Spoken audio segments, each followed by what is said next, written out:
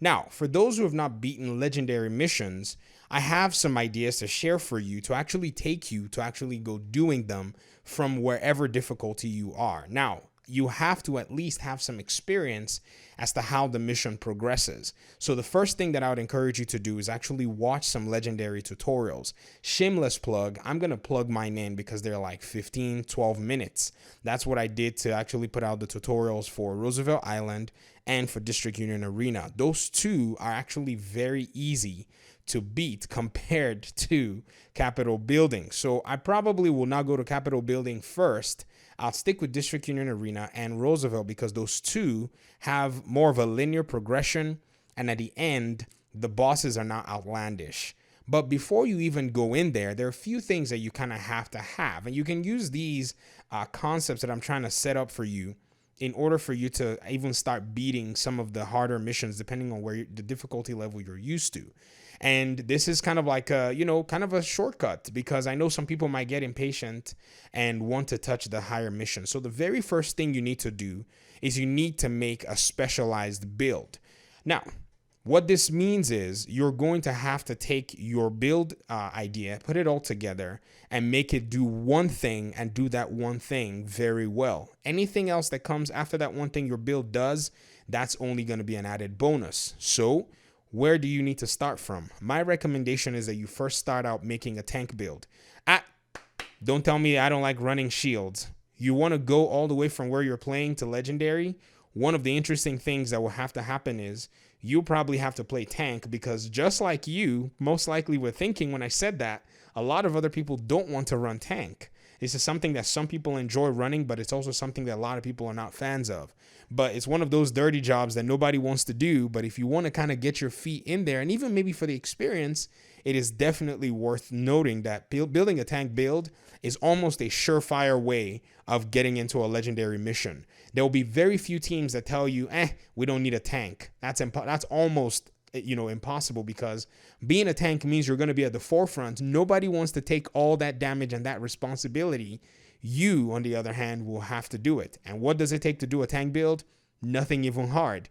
All you go do is take every single piece that you have, roll everything 6 pieces to have at least 3 or all 6 of them being blues, depending on the specialization you're going to run as well. But it doesn't really matter. If you roll blues, each blue counts for a skill tier for your shield. So if you roll 6 blues, your shield's going to be performing at skill tier 6. If you roll 3 blues and 3 of the utility mods, which is the yellows, you'll still get to, skill tier 6. But at that point, though, you will have a reason that you're rolling those other skill tiers on your build. Maybe you want your shield to be able to do something fun, but it won't really matter. You can use the mods.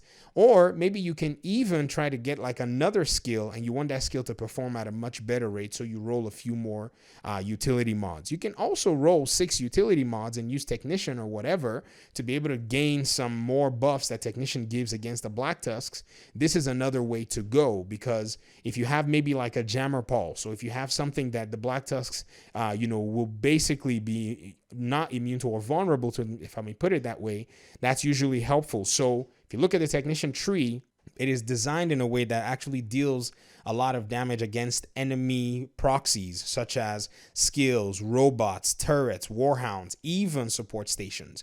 So that might be something that, even if you're using a big shield and a pistol, you're most likely going to be dealing significant damage to any of the skill proxies that the Black Tusks do. This, I think, is the very first step for you to start kind of getting your feet wet into these missions.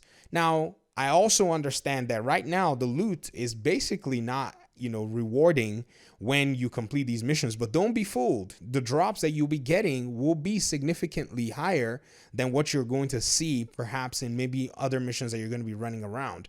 The problem, like I've mentioned before, is the chests, and one of the developers mentioned something about it. I don't even want to bring it up. It takes no effort to open a chest, like it was some kind of a justification.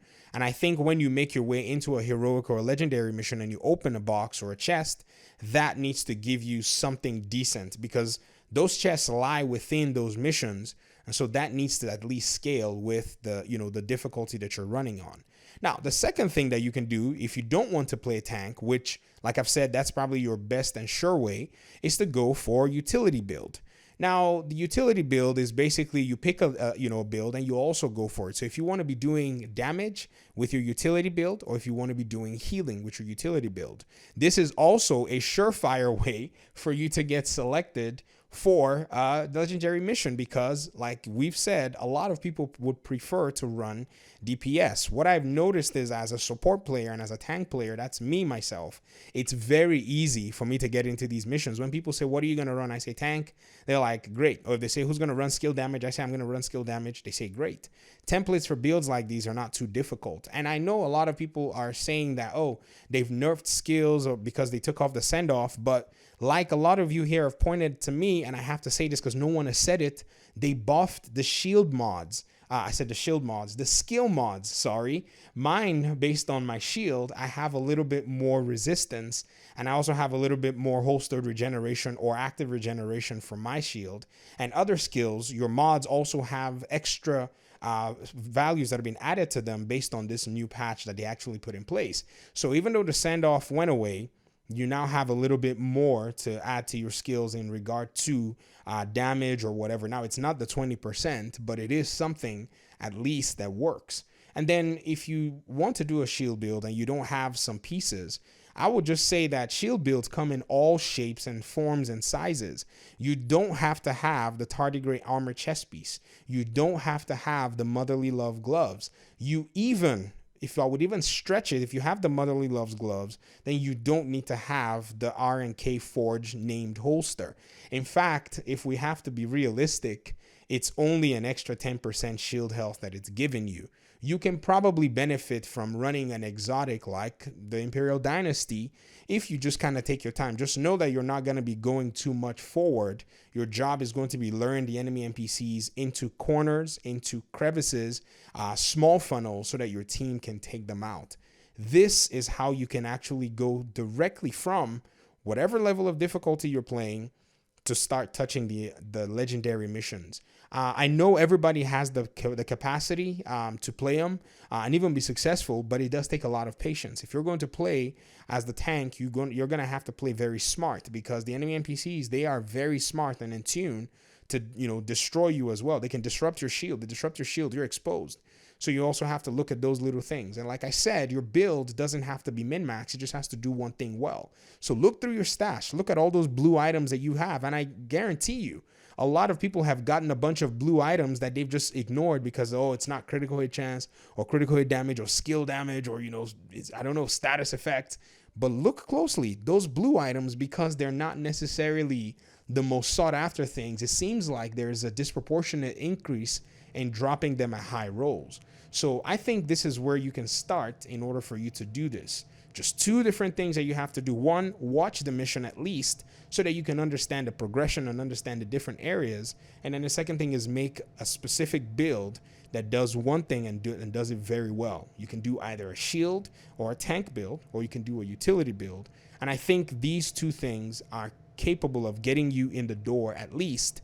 And then to finalize this video, I have to also give you expectations.